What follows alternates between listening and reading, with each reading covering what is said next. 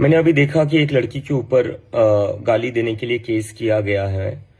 तो एक बात तो ये है कि अगर आप केस कर रहे हो गाली देने के लिए, तो उन बीजेपी के आईटी सेल पर कब केस किए जाएंगे जो इतने सालों से लड़कियों को गंदी गंदी गालियां ऑनलाइन दे रहे थे। क्या क्या शब्द इस्तेमाल नहीं कर रहे थे वो लड़कियों के लिए, कहीं से भी वो इज्जत नहीं कर रहे थे लड़कियों की। और वो लोग प्राउडली अपने बायो में लिखते थे फॉलोड बाय पीएम मोदी। ऐसे लोगों ने लड़कियों को गंदी गंदी गालियां दी है, उनके ऊपर केस कब होंगे। और बात बस बीजेपी आईटी सेल तक नहीं है, इनके मेंबर ऑफ पार्लियामेंट जो है रमेश बिधूड़ी जी, उन्होंने किन शब्दों का इस्तेमाल किया था एक फेलो मेंबर ऑफ पार्लियामेंट के लिए सबको याद है। यूपी के जो सीएम है योगी आदित्यनाथ, उनका एक वीडियो भी आया था जहां पर जो एनआई का कैमरा पर्सन था उसके लिए भी उन्होंने गालियां दी थी। तो ये क्या चल रहा है, इस देश में दो कानून चल रहे हैं क्या? यूथ के लिए एक अलग कानून है और बीजेपी और उनके नेताओं के लिए अलग कानून है।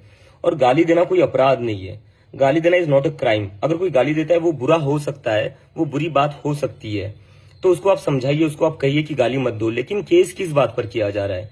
अगर गाली देने पर केस करना पड़े तो सबसे ज्यादा केसेस जो होंगे वो बीजेपी आईटी सेल पर होंगे, क्योंकि सबसे ज्यादा औरतों को गंदी गंदी गालियां उन्होंने ही दी है। और बीजेपी के नेताओं पर होंगे जिन्होंने इतनी गंदी गालियां इतने सालों से दी और पार्लियामेंट के अंदर भी दी है।